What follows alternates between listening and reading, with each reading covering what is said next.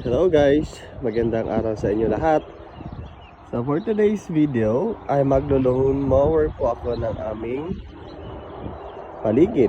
Ayan, kasi mahahaba na po ang damo ng aming labas ng aming bahay guys.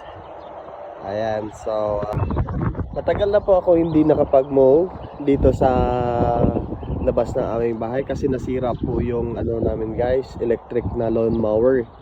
Kaya noong last Black Friday, bumili po kami doon sa hardware ng bagong lawn mower since may mga promo po or discounted na mga electric lawn mowers. Ayaw ko po kasi yung ayaw ko po yung petrol po yung gamit kasi maano sa petrol. So mas maganda yung electric po. So ito po yung nabili ko guys. And original price po nito is nasa ano po sana guys, $169. Pero since Black Friday and naka-promo po siya, nabili po lang po namin ito ng 129. So nakasave po kami ng $40. Malaking ano na rin po, savings po yon. Ayan po. So unbox po natin.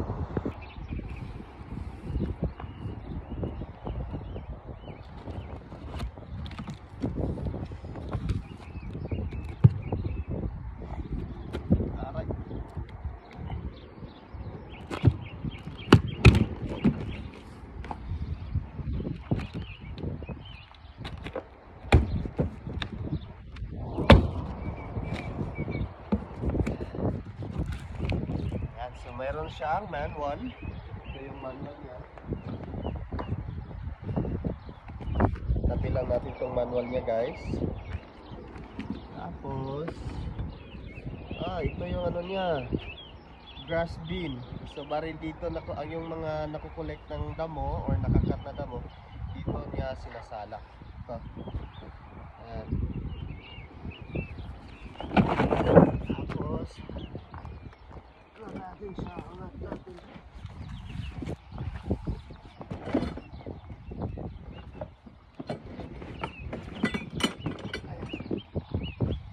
So ito siya guys. Ito yung ilalim niya. Yan yung ilalim niya, mayroon siyang blades.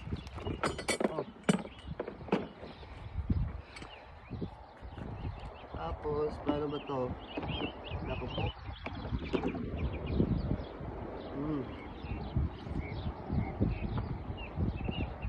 Ano to? Wala.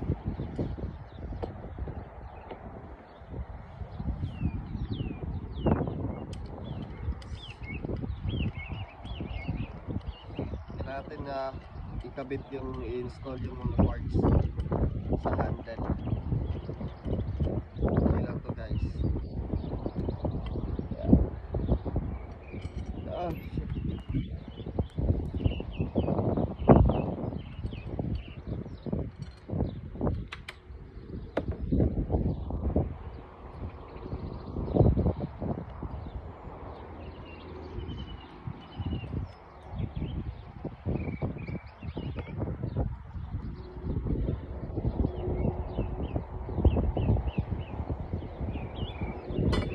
Hopefully tama itong ginagawa ko.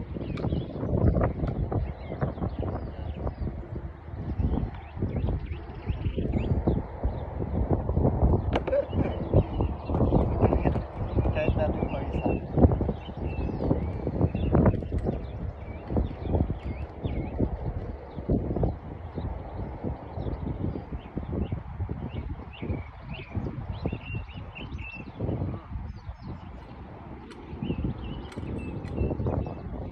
Parang kabila ata.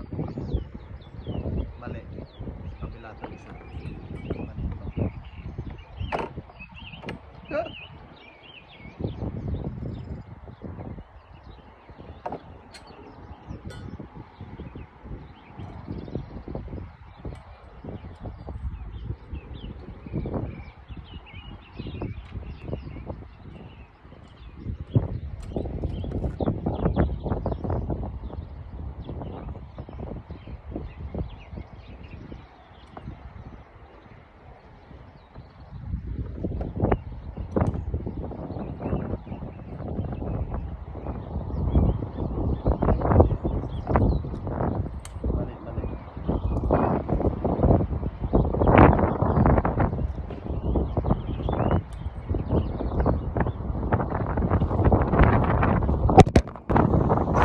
na siya guys. Na-install ko na po siya.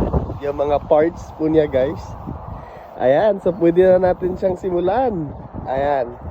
Ang ganda. Parang laruan lang no. Sige, subukan na natin guys. Meron po pala siyang adjustment ng kung gaano kahaba yung damo no, napuputulin niya. So meron siyang level 1.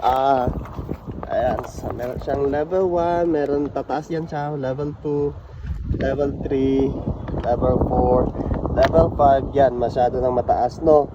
Pero siguro dito lang tayo sa level 2 para maganda tignan yung damo. Ayan, hindi masyadong putol no. So meron din siya mga nakalagay na hazards indicator like keep hands and feet away from this portion kasi andyan yung blade, baka masugat kayo, ganyan. Ayan po, subukan na natin guys. So ayan, salpak lang natin dito sa ating wire no. Ito yung ating wire, kuryente, para mapasok. Ayan. Subukan na natin siya guys.